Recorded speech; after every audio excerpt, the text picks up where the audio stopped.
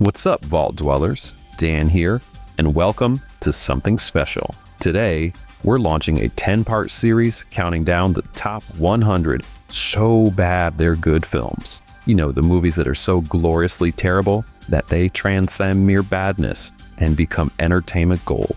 These aren't just bad movies. No, these are the films where you can practically see the filmmaker's desperation and confusion bleeding through every frame.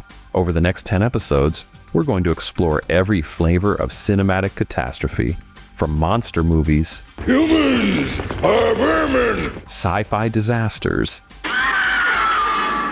action failures, sequel nightmares, and the absolute worst, which I lovingly call the cream of the crap. Today, we're going to start with episode 1, Monster Mayhem. 10 creature features where the monsters are rubber, the plots are nonsense, and the entertainment value, it's through the roof for all the wrong reasons. So grab your Mystery Science Theater 3000 hat, suspend all your critical faculties, and let's celebrate beautiful failure.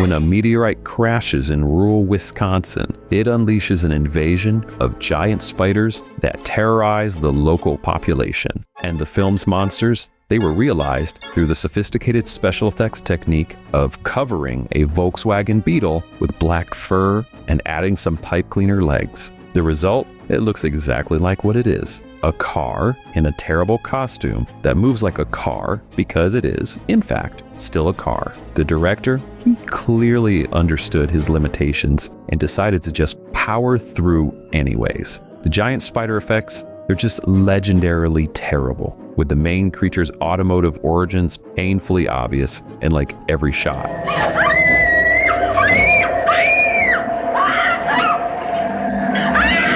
Yet, the film somehow grossed over 20 million, proving that small-town audiences in the 70s, they would watch literally anything involving giant monsters. The cast, featuring Alan Hale Jr., you know, the skipper from Gilligan's Island, they deliver their lines with the conviction of people who know they're in a trash movie, but they're determined to cash their checks with dignity. The human drama involves small-town affairs and some alcoholism. You know, it's too bad that there's this little age difference between us. If you were 5 years older, I'd jump you. Which the film treats with surprising seriousness before cutting back to Volkswagen spiders. You know what makes the giant spider invasion just perfectly so bad they're good material? It's the complete lack of self-awareness here. The director, he actually thought he was making a scary monster movie, and the earnest incompetence, it shines through every ridiculous frame.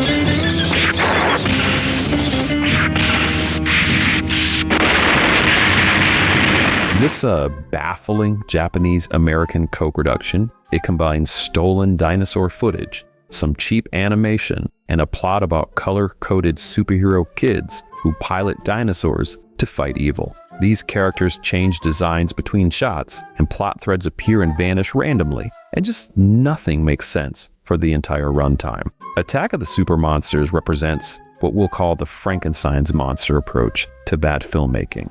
It was stitching together whatever footage existed and just hoping it coheres into something watchable. Well, it doesn't. The super monsters, they're just like regular dinosaurs with no clear connection to anything super. The animation quality, it fluctuates wildly, suggesting multiple sources, and the English dubbing sounds like it was performed by people who were reading the script for the first time while under the influence of something else. Men, humans are vermin and must be exterminated. This film's target audience actually remains completely unclear. It was too violent and weird for young kids, and too incompetent and boring for older audiences. Yet, this confusion, it created a fascinating train wreck cinema, where you're just constantly trying to figure out what the hell is happening and why anyone thought this would work. It's the cinematic equivalent of a patchwork quilt made from random fabric scraps, and about as coherent as a garment.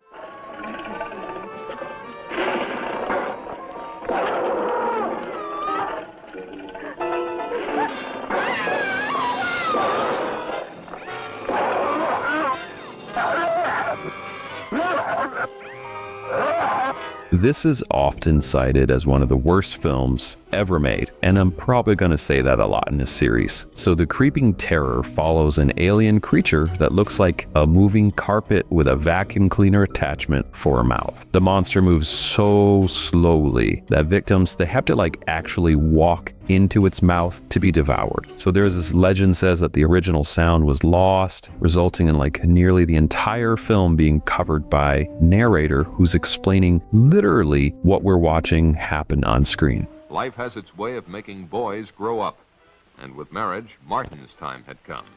The disconnect between the narration and the action just creates this unintentional comedy gold. The director, Art Nelson, allegedly took money from investors, local businesses, and even cast members, and then just delivered this masterpiece of incompetence. The creature itself deserves a special recognition here, because it's a shambling mass that could be outrun by a determined turtle, requiring victims to just stand still and wait for their consumption.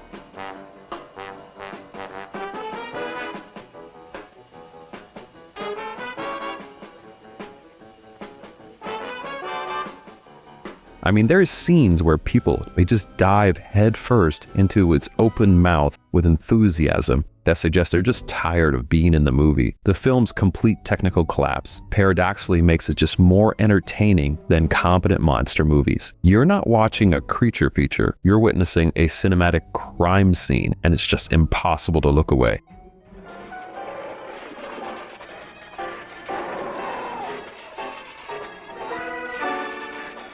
God.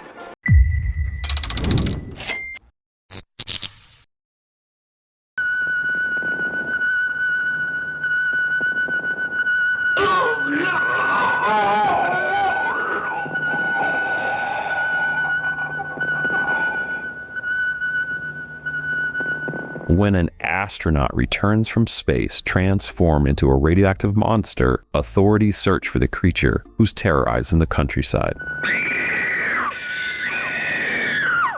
Well, it sounds like a great film, except this film was abandoned mid-production by Bill Rebane and then picked up years later by Herschel Gordon Lewis, who shot new footage with different actors and then tried to create a finished film from the wreckage. Monster A Go-Go might be the ultimate so bad it's good experience because it represents filmmaking failure at a structural level. The film doesn't just have bad acting or effects. It has no coherent narrative because it's literally two different abandoned films just stitched together. The characters appear and then they disappear, plot threads lead nowhere, and scenes they repeat information because Lewis clearly had no idea what Rebane had already shot. The monster appears in disconnected scenes with no relation to the investigation scenes, and then there's that infamous ending where narration reveals the monster never existed and the astronaut, he was found alive in the Atlantic. It kind of feels like Lewis just giving up and just making something up to end this nightmare. The film's dance party scene, the go-go part, it has just zero connection to anything. This is experimental anti-cinema created entirely by accident. And I'll tell you what, it's just mesmerizingly awful.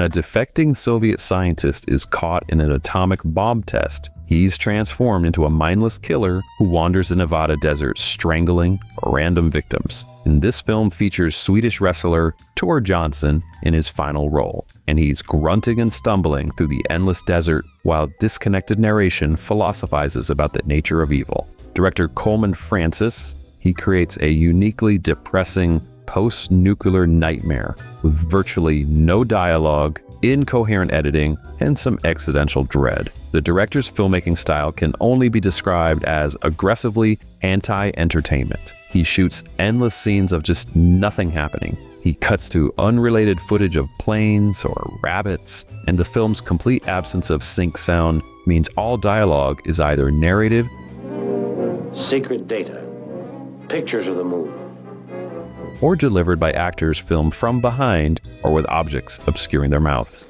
Boys, we're leaving. Tor Johnson's transformation into the beast, it's actually never shown. He just appears covered in dirt, and we're expected to understand, well, he's a monster now. The random violence against innocent desert wanderers, it does create an atmosphere of nihilistic horror that was probably unintentional, but became effective nonetheless. The director clearly had something to say about nuclear testing and Cold War paranoia, but whatever that message was, it kind of gets lost in the film's overwhelming incompetence. This is avant-garde art film as a monster movie, and it absolutely does not work, which, in my opinion, makes it perfect.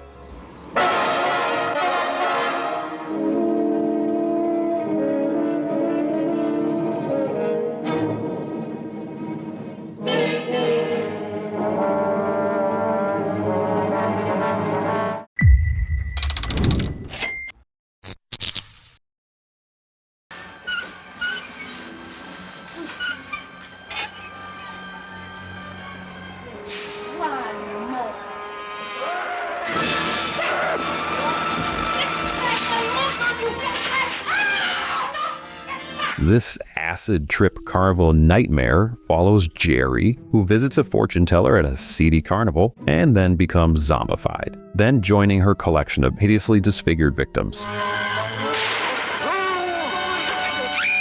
The film randomly breaks into musical numbers featuring go-go dancers, which includes point-of-view shots that assault the audience with psychedelic effects, and features a plot so bonkers that even the characters seem confused about what's happening. Oh, and the director? He stars under the pseudonym Cash Flag in this one. The incredible strange creatures who stopped living and became mixed-up zombies holds the distinction of having cinema's longest title, and everything else about it is equally excessive. Steckler originally showed this film with hallucinogenic hypnovision, which is basically actors in monster masks who ran through the theater during certain scenes, which terrified 1960s audiences expecting a normal movie.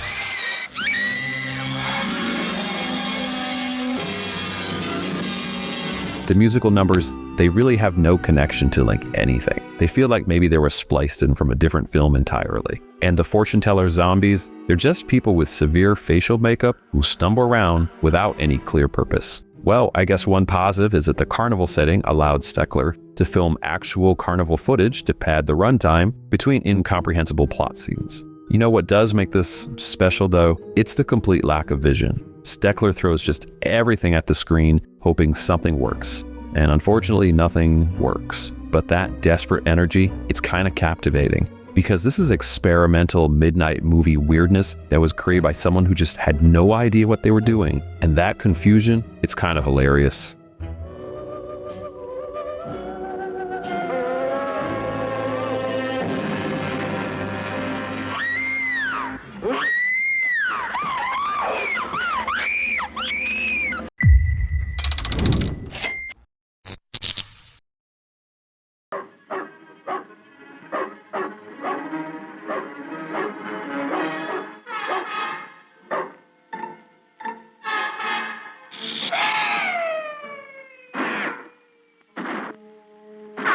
When an alien woman in a skin-tight metallic suit crashes her spaceship in the woods, she radiates deadly energy that kills anyone who touches her.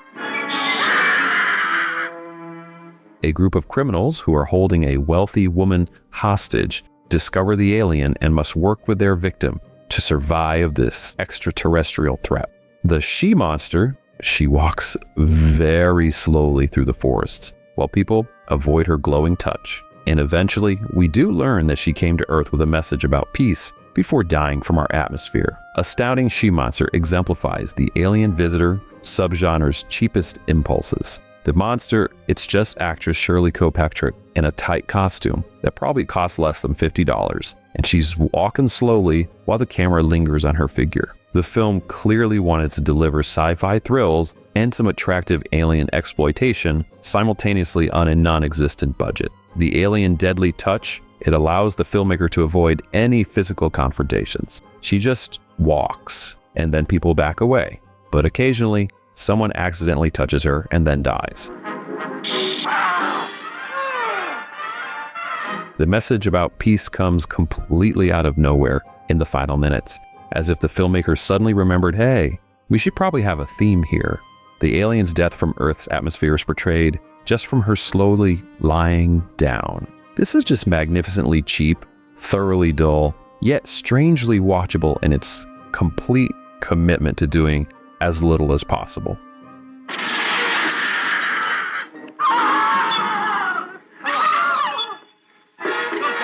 Why didn't you get that gasoline out?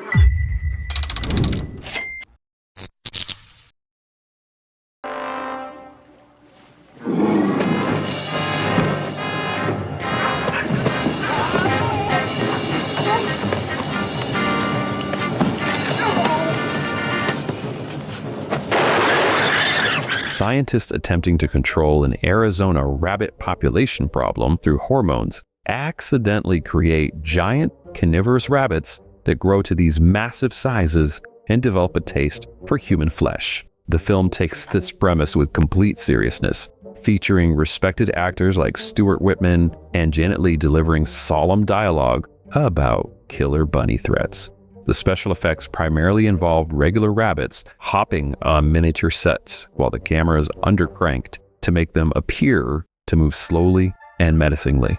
Night of the Lepus represents the apex of animal attack films, taking themselves just way too seriously with ridiculous subject matter.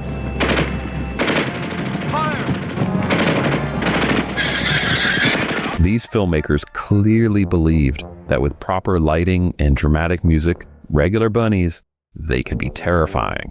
Well, they were incorrect. Every bunny attacked is just hilariously adorable, with fluffy creatures just hopping harmlessly while actors scream and flail. The miniature sets are just painfully obvious, and the close-ups of rabbit faces reveal their cute twitching noses rather than any menace. DeForest Kelley, Star Trek's Dr. McCoy, he appears lending some sci-fi credibility to the bunny carnage. The film's complete commitment to treating this absurd premise seriously, it's kind of what makes it gold here. There's no winking at the camera or self-aware humor, just deadly serious actors discussing the threat posed by giant rabbits. The disconnect between the intended horror and actual cuteness creates comedy that no deliberate parody could ever match.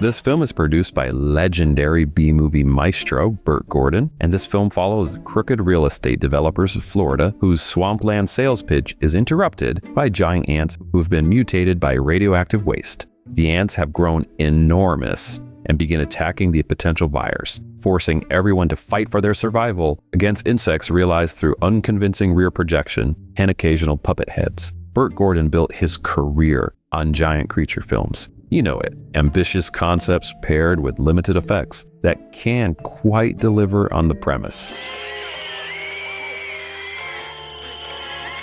The ants are portrayed through various techniques like regular ants photographed on nature sets, obvious puppets, and the classical rear projection of crawling ants while actors react in the foreground. None of these techniques are really convincing, but Gordon shoots everything with just utter seriousness. Joan Collins leads the cast, clearly questioning her career choices while delivering lines about ant intelligence with as much dignity as possible. Don't you see? We mustn't disobey them. We must take care of them. The film's wild third act revelation that ants have taken over a town through chemical mind control does elevate this beyond standard creature feature into conspiracy thriller territory. This was based loosely on H.G. Wells' story, and the film takes Wells' cautionary tale and kind of drowns it in cheap effects and 70s disaster movie cliches.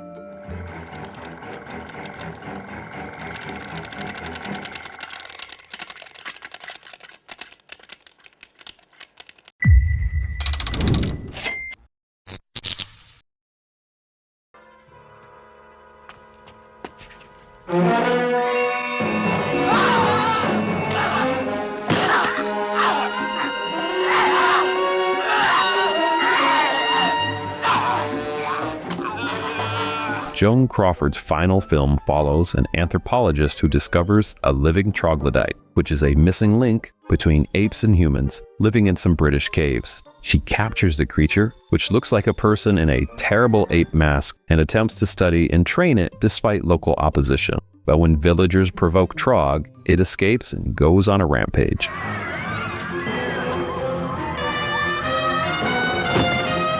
Kidnaps a child and forces a tragic confrontation. This film tries to deliver thoughtful messages about humanity while featuring some of the worst monster effects ever committed to film. You know, Joan Crawford ended her legendary career with Trog. It's one of cinema's greatest tragedies. Crawford does deliver a completely serious performance about the importance of scientific discovery while interacting with an actor in a monkey mask that wouldn't convince children at a birthday party. The Trog wears an immobile rubber mask that can't emote, which forces the actor to convey feelings through body language that mostly resembles some confused stumbling.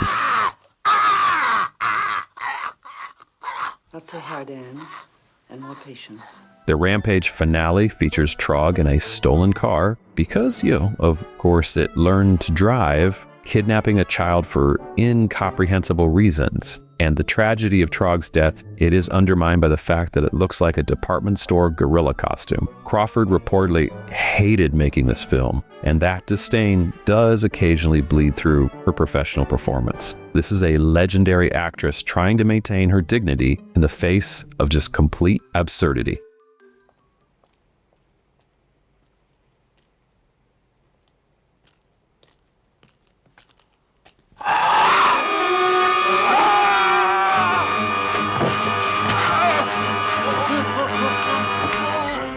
These films prove that sometimes the worst effects and the most incompetent filmmaking, it actually creates the most memorable entertainment. And just think, we're just getting started here. We've got 90 more gloriously terrible films to explore over the next 9 episodes. Next time, we're heading to space for alien invasions and extraterrestrial disasters that prove Earth's greatest threat. It might be low-budget filmmaking itself. And as always, keep it weird, folks. Gonna